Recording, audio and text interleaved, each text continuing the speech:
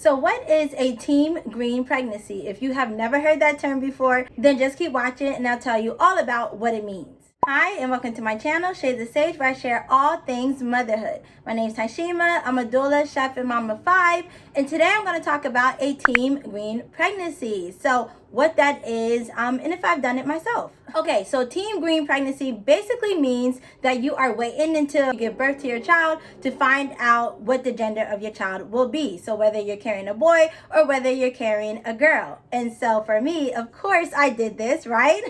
It was so fun. Okay, and so like I said, I am a mom of 5. I have had 5 children, and for 3 of them, I did not know the gender until I gave birth to them, and for 2 of them, I did find out the gender. Okay, so let's go through my list of children. So for my first pregnancy, I did not find out the gender. It's just something that I'm not so sure if I always had planned it to be that way, but you know, when I became pregnant, I was like, oh, I want to wait until the baby is born. Thought it would be great fun to kind of guess if it was going to be a girl or if it was going to be a boy, you know, just based on, you know, friends and family pregnancies and things like that, and like my experiences throughout the course of my pregnancy and my symptoms and stuff, like what I craved or whatever. So for the whole pregnancy, I thought I was having a boy. I think most of my family thought that I was having a boy, but she turned out to be a girl, and it was a pleasant surprise because I had always wanted a girl. And so I was so fortunate to have my daughter Saya as my first child. And so that's how that went. So I was totally wrong for my first pregnancy, but it was really fun just trying. I mean, like, I feel like when you wait to find out the gender of your baby, like, it just gives you that extra push and stuff throughout the course of your labor. Now, I did end up delivering C-section with her, but it still was really fun, you know, throughout the labor process because I was induced. So I did labor for a little bit with her, you know, to kind of be like, oh my gosh, I can't wait till the baby is born to see if we were right or see if we were wrong, okay? So for my next pregnancy, for my second, I decided to find out the gender just because I kind of wanted to see what the difference would be, you know, going into the pregnancy, knowing if I was having a boy or girl. And I also just kind of wanted to be a little bit better prepared, knowing what I was having as far as like buying things for the baby. So like, what did I need, color-wise, scheme, and all of that stuff. And so I thought, you know, to compare, I would find out the gender. Now, I got the early genetic testing done, like early in the pregnancy. I think at like 9 weeks, 9 to 11 weeks, you can get that done. And it does include, you know, a blood testing for the gender. Now, for me, I am kind of like, I don't trust all the ultrasound technicians, so I would never like wait until like 20 weeks or whatever to see what I'm having, you know, when they can check, you know, the baby's private parts or private areas to see. I always did the blood testing, and then obviously that is like 99% accurate because if you're having a girl, you will not have any testosterone in that draw, and if you're having a boy, you will have some because of the boy that you're carrying. And so I did have that. I found out right away at like 9 to 11 weeks, and I was having a boy, and I was so excited because I had a boy. I was gonna have a boy and I already had a girl, so that was super exciting. I still did have, like, you know, that feeling of excitement and anticipation throughout the course of my labor because he was my first VBAC baby, and so that was new for me as well, and I was able to push him out vaginally. That's a whole nother video, whole nother story. You can check out my VBAC stories on this channel if you're interested. But yes, so that was still fun and exciting as well as going through the course of the pregnancy, knowing that I was having a boy. So that was super fun. For my next child, for my third child, I did not want to find out the gender. I just felt like, well, I knew what it was like to have a baby and know what I was carrying, and I knew what it was like to not know, and I still preferred not knowing. For the most part, I prefer not knowing. And so I did not find out the gender, but I kind of knew that he was going to be a boy just because of my symptoms. Like, my symptoms were very similar to when I was pregnant with my first son, Matthias, and I craved the same things. I pretty much carried the same way for all of my babies. So as far as like having a high belly or a low belly or whatever, that was always the same for me. But for my boy pregnancies, I always crave sweet things. I always crave cold things and like lots of fruits and things like that. And I feel like more meats with my boys. And so I just knew instantly that it was a boy. And I was right. When I gave birth to him, he was a boy. Okay, so my fourth pregnancy.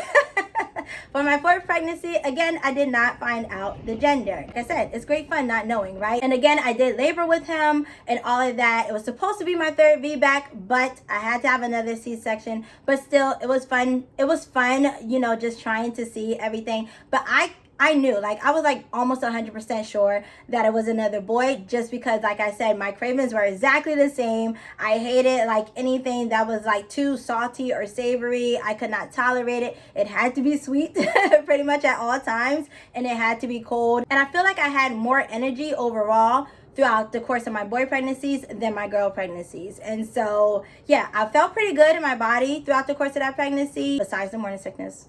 That again is a whole nother story. I did have hyperemesis for all of my pregnancies, but as far as like energy, besides that, like, you know, first trimester fatigue or whatever, obviously at the end when you're big and you're ready to give birth and all of those things, besides those parts, I felt pretty good. And based on my cravings and everything like that, I knew that he was going to be a boy, and he was a boy. Okay. And so fast forward to my 5th pregnancy, my last pregnancy with my baby girl. Now with her, I did find out the gender. I did find out the gender right away, as soon as possible, because and if you want to know, you know, check out my other story that I did when I first, you know, found out that I was pregnant myself. Very real emotions there. It was an unplanned pregnancy and unexpected.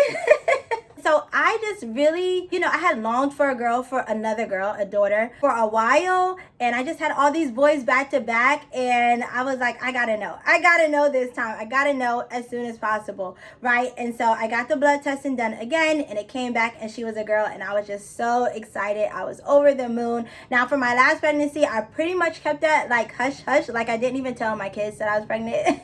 It was crazy. So I kind of just kept that little secret within myself, and I shared with a few people, but not that many people even knew I was pregnant. And so yes, I gave birth to a girl, and it was super fun. It was super fun and memorable, you know, just going throughout the course of the pregnancy, knowing that I was having a girl. Because like I said, for my first, I didn't know. And so it was like, this is the first time that I actually know that I'm carrying a girl. So it was so fun. It was so exciting. Definitely don't regret finding out the gender. Like I feel like in that moment, I needed to know the gender to take me through the course of my pregnancy. So that's what I did. Overall, both sides I think are really fun, but not knowing the gender is really fun. It's really exciting. Now when it comes to like, you know, buying things for your baby, for me, I knew that I was gonna have more than one child, and so for my first, I just bought like neutral things, like this crib behind me here. Obviously I didn't know the gender, and so when I did buy it, I got like a lot of neutral things, and that's pretty much what I've done with all of my children. And then once they were born, then I got like, you know, gender specific colors, clothes, and all those things. But yeah, I like to get like at least a lot of my,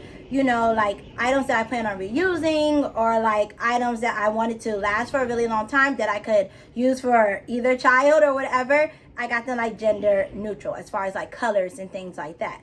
And so my girl pregnancies though, my symptoms were totally different. As far as like cravings, I only wanted like warm foods. I only wanted like salty, savory foods, and sweet foods were a no, especially for my last pregnancy. They made me so sick. Every time I ate something sweet, even like remotely sweet, I was throwing up. And so that is how I knew as the pregnancy went on. That is how I knew, yeah, this is a girl. Whether I did the blood testing or not, I eventually knew that it was like the same as my first pregnancy, and I was carrying a girl. So that is what a team green pregnancy is. It's finding out the gender, or waiting to find out the gender until you give birth to your baby. And I just feel like it's so fun. It's so exciting. And it's always fun to play those little games too. Like, you know, like to see the line on your belly, if that coincides with what people say, how you're carrying, if that coincides like your skin and hair and nails and everything like that. Like I said, for the most part, my carrying stomach-wise was the same. My hair grew with all of them. My nails grew with all of them. All of those things were the same except for like cravings for me. So if you have given birth before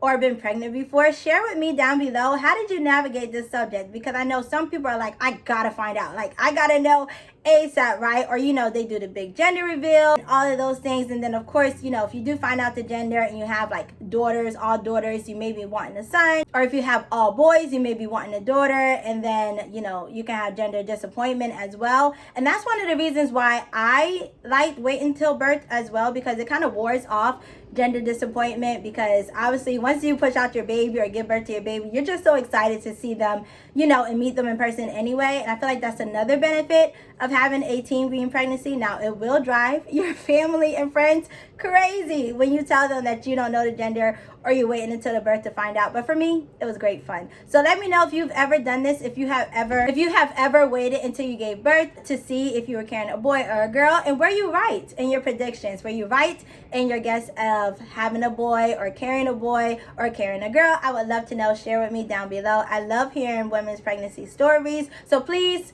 leave me a comment so I can read it and laugh and chuckle to myself later on.